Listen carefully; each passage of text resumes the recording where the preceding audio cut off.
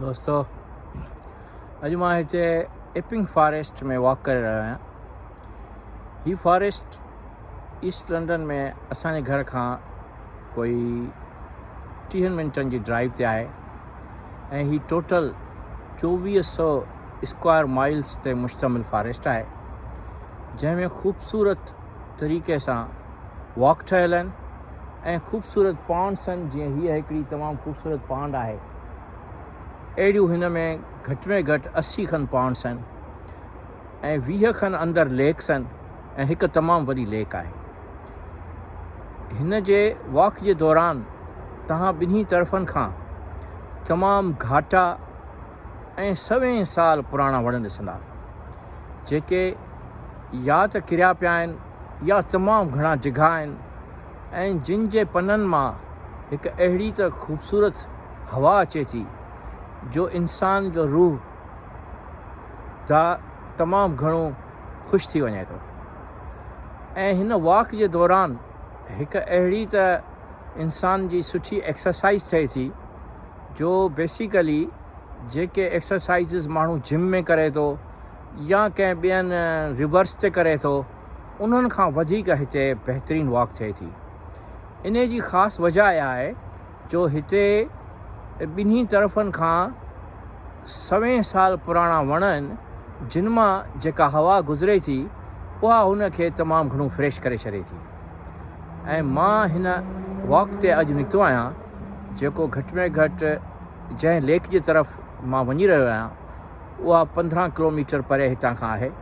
उहा 15 kilometre walk मां कंदुसि, जंहिं मां 5 किलोमीटर मां करे चुको आहियां ऐं ॿिया 10 किलोमीटर वॉक करे मां उहा लेक ॾिसंदुसि ऐं पोइ उन लेक तां वरी वापसि मोटंदुसि। अहिड़े क़िस्म जा फॉरेस्ट आउं नथो सम्झां त के दुनिया में किथे आहिनि।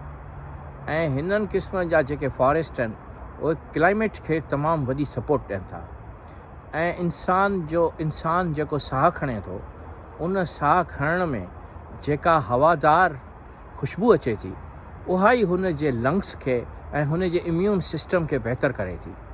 त हिते कई माण्हू आहिनि जिन खे मूं वॉक कंदे ॾिठो आहे ऐं साइकिल हलाईंदे ॾिठो आहे ऐं जिन खे मूं ॾिठो आहे त उहे टेंट बि खणी आया आहिनि, जेके हिते राति जो पंहिंजो टेंट हणी राति बि गुज़ारीनि था ऐं वरी ॿिए ॾींहं ते वॉक ते निकिरी वञनि था।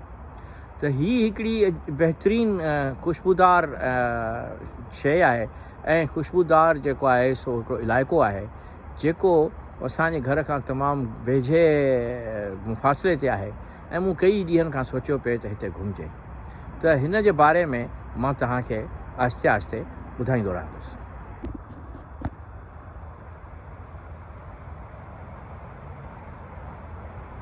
वॉक जे दौरान तव्हां ॾिसो केॾा ख़ूबसूरत वण ठहियल आहिनि, जेके मथे ताईं सिज जी रोशनीअ जे बावजूदि हिते रोशनी नथी अचे ऐं छांव अचे थी ऐं सिर्फ़ु वणनि जे पननि मां रोशनी अचे थी।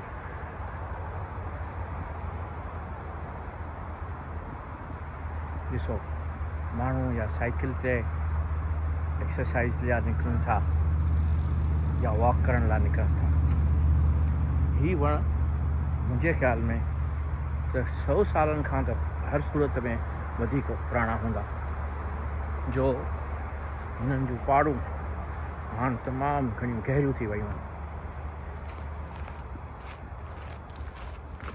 ॾिसो हीअ केतिरो पुराणो वण आहे ऐं हीअं हुन जूं टारियूं केॾियूं पुराणियूं निकिरनि थियूं ऐं कीअं सिज इन्हनि वणनि मां इन्हनि जे पननि मां झाती पाए ॾिसे थो ऐं इन जी उस ऐं इन जी जेका गर्मी आहे उहा हिन वक़्तु जेका ख़ुशबू ऐं जेका ख़ूबसूरती मुंहिंजे अंदरि में पैदा करे रही आहे, उन जो अंदाज़ो तव्हांखे नथो थी सघे।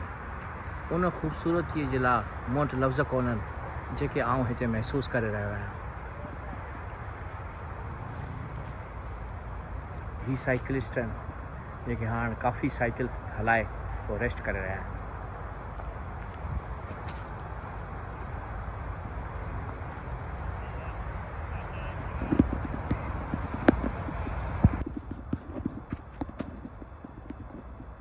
हीअ हिकिड़ी पांड आहे तमामु ख़ूबसूरत थोरी थधिकार जे करे हिन पाणी जो कुझु हिसो ईअं बर्फ़ आलूद थी वियो आहे, जॾहिं त कुझु पाणी ईअं वहंदे बि नज़र अचे थो। पर इन जी ख़ूबसूरती इन्हनि वणनि जे दरमियान नंढड़ी नंढड़ी लेक, नंढड़ो नंढड़ो पाणी जो हिसो हिन सॼे ॿेले खे हिन ख़ूबसूरत करे छॾियो आहे।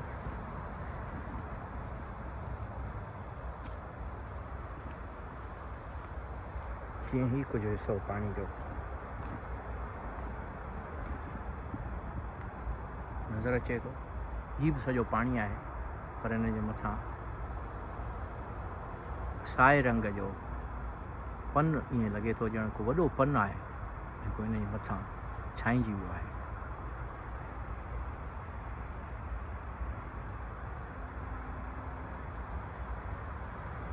हिन ॿेले में पहुचण खां पोइ ईअं लॻे थो त जेका शहर में रस्तनि जी गर्मी हूंदी आहे, जेका उते जी रेतीअ में ऐं उन जी ॾामर में जेका धप हूंदी आहे, उन खां ॼण त हीउ आज़ादु इलाइक़ो आहे।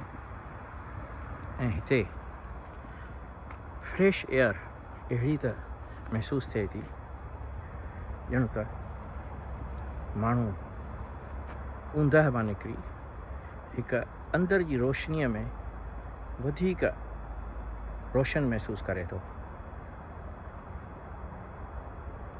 ऐं रूह बि ईअं लॻे थो ॼण त हिननि वणनि, हिननि पननि ऐं पाणीअ जे हिननि नंढनि नंढनि झरननि सां रीझी वियो आहे। त हीअ मां हिते कोनाट लेक वाटर ते पहुतो आहियां, जेका तमामु वॾी लेक आहे ऐं 15 किलोमीटर इन इपिंग फॉरेस्ट में वॉक करे मां हिते पहुतो आहियां, जिते बहितरीनु बदकूं खेॾी रहियूं आहिनि।